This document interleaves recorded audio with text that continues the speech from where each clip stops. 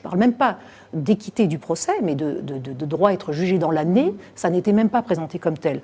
Je ne dis pas que c'est bien de le faire, évidemment que je n'encourage pas la fuite, mais c'est un risque qui est pris en compte, je dirais, par le système judiciaire lorsqu'il est équilibré et bien pensé, comme le nôtre par exemple. En tout cas, mieux que celui du Japon, c'est certain.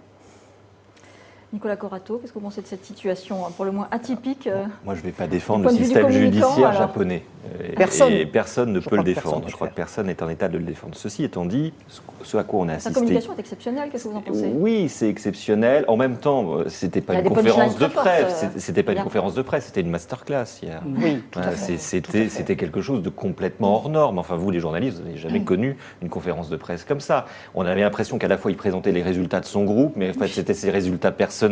Il nous a appris la vie. Moi, j'ai compris comment fonctionnait l'évasion fiscale. Enfin, c'est un tuto formidable, mondial, en plusieurs langues, en arabe, en anglais, un peu en français d'ailleurs, un peu en français.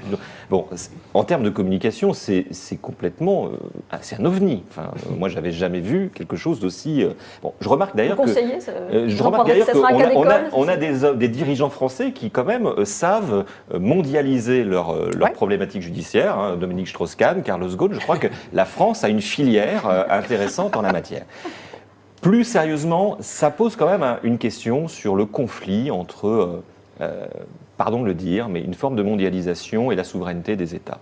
C'est-à-dire qu'on a là un ex-dirigeant d'un très grand groupe mondialisé qui a réussi à finalement aller choisir son tribunal, non pas judiciaire, mais médiatique, dans un pays dont il a la nationalité et où il a pu se réfugier, avec des moyens qui sont les siens, et qui arrive à se soustraire à une justice, quels que soient ses défauts, mais une justice souveraine.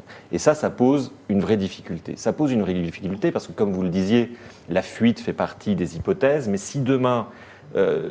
tout pays considère que tout cadre dirigeant mis en cause dans une affaire de corruption, de fraude fiscale, ne doit plus être en résidence surveillée, mais nécessairement incarcéré parce qu'il y a je veux dire, la vie des hommes d'affaires dans le monde va commencer à être un peu plus difficile qu'elle ne l'était déjà aujourd'hui. Et moi, j'ai quand même une dernière difficulté. Parce que jusqu'à présent, les hommes d'affaires ne s'enfuyaient pas.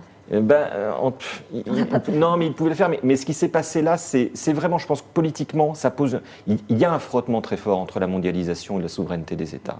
Le fait qu'effectivement, il y ait une population de cadres dirigeants, de grands dirigeants, qui échappent d'une certaine manière. Est-ce qu'inversement, souvent, la justice n'est pas instrumentalisée à des fins économiques? Mais parfois, et évidemment, dans l'affaire Ghosn, on sait que c'est une affaire qui est bien plus compliquée que... D'ailleurs, il l'a parfaitement démontré, en tout cas, de son point de vue hier. Moi, j'ai un dernier point qui est un peu sentimental, mais je pense, à titre personnel, que le Liban n'avait pas besoin de ça.